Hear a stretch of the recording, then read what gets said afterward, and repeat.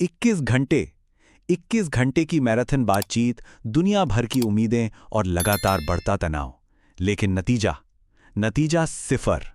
शांति का एक और बड़ा मौका हाथ से निकल चुका है। तो अब सवाल यह है कि क्या जंग की उल्टी गिनती शुरू हो चुकी है? तो ये खबर अब पक्की हो चुकी है। इस्लामाबाद में जो शांति वार्ता चल रही थी वो पूरी तरह से फेल हो गई है। 3 दौर की लंबी और थका देने वाली बैठकों के बाद भी अमेरिका और ईरान कोई भी अपनी अपनी जिद से 1 इंच भी पीछे हटने को तैयार नहीं हुआ और अब हालात पहले से कहीं ज्यादा नाजुक हो गए हैं। इस पूरे जियोपॉलिटिकल ड्रामा के कह सकते हैं 4 मेन प्लेयर्स हैं। एक तरफ है ईरान, दूसरी तरफ है अमेरिका और उसका सबसे करीबी सहयोगी इजराइल। और इन दोनों के बीच मध्यस्थता की कोशिश कर रहा था पाकिस्तान, जो कि नाकाम रही। तो चलिए अब इस मामले की गहराई में उतरते हैं। सवाल ये उठता है कि आखिर ये बातचीत इतनी जरूरी क्यों थी, दांव पर लगा क्या था, और सबसे बड़ी बात कि बात बिगड़ी कहां। बातचीत के फेल होते ही अमेरिका का असली रुख सामने आ गया। अमेरिकी उपराष्ट्रपति जेडी वेंस का ये बयान असल में एक खुली चेतावनी है। उन्होंने साफ कर दिया कि ये मौका ईरान ने खुद गंवाया है और अब इसके नतीजे भुगतने होंगे।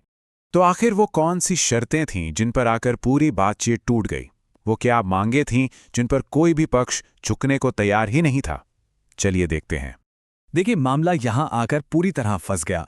एक तरफ ईरान था जो अपनी शर्तों पर अड़ा था। उसने साफ साफ कह दिया कि वो अपना यूरेनियम एनरिचमेंट प्रोग्राम नहीं रोकेगा, उसकी जब्त की हुई संपत्ति वापस की जाए और लेबनान में फौरन युद्ध विराम हो। वहीं दूसरी तरफ थे अमेरिका और इजराइल, जिनकी बस एक ही रट थी, ईरान को अपना परमाणु कार्यक्रम पूरी तरह बंद करना होगा। और हाँ, उन्होंने ये भी साफ कर दिया कि वो ईरान के प्रॉक्सी गुटों पर हमले करते रहेंगे।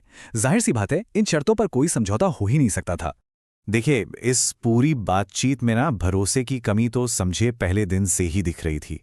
जब 10 अप्रैल को इस बातचीत का ऐलान हुआ तो उसके ठीक अगले दिन ईरान ने एक ऐसा सांकेतिक कदम उठाया जिसने दुनिया को एक मैसेज दे दिया। ईरानी टीम जिस विमान से इस्लामाबाद पहुंची उसका नाम मिनाब 168 था। ये कोई मामूली नाम नहीं था। ये उस स्कूल पर हुए हमले की याद में था जिसमें 168 बच्चियां मारी गई थीं। उस विमान की पहली 4 सीटों को खाली रखा गया था और उन पर उन बच्चों के खून से सने बैग और जूते रखे गए थे। ईरान एक तरह से दुनिया को ये याद दिला रहा था कि वो ये भूला नहीं है कि वो किससे बात करने जा रहा है। अब बात करते हैं उस धोखे की जिसने भरोसे की बची खुची उम्मीद को भी पूरी तरह खत्म कर दिया। और ये सब कुछ बातचीत के दौरान ही हुआ। इसे आप भरोसे का कत्ल भी कह सकते हैं। सोचिए, एक तरफ इस्लामाबाद के बंद कमरों में शांति की बातें हो रही थीं और ठीक उसी वक्त इजराइल लेबनान पर बमबारी कर रहा था।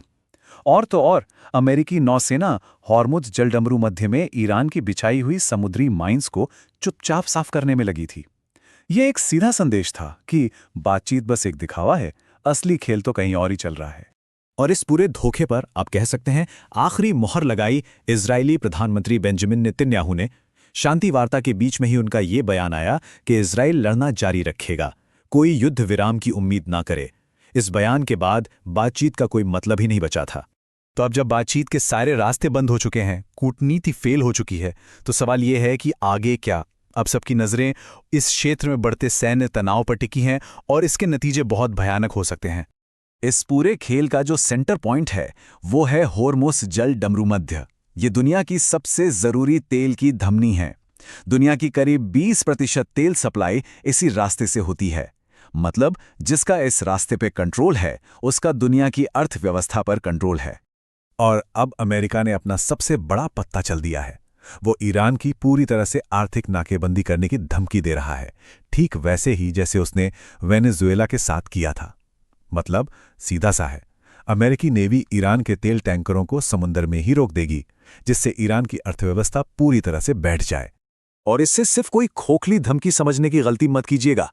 अमेरिका अपने सबसे बड़े और सबसे खतरनाक जंगी बेड़ों को इस क्षेत्र की ओर रवाना कर चुका है। USS Gerald R Ford, Ibrahim Lincoln, George W Bush, ये सब तैरते हुए शहर हैं जो खाड़ी में अपनी मौजूदगी बढ़ा रहे हैं।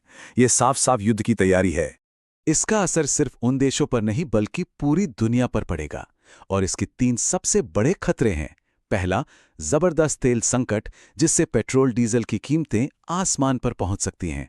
दूसरा, ग्लोबल इकोनॉमिक इंस्टेबिलिटी, यानी दुनिया भर की बाजारों में भारी उथल-पुथल। और तीसरा और सबसे डरावना खतरा, एक छोटे से क्षेत्रीय संघर्ष का एक बड़े वर्ल्ड वॉर में बदल जाना।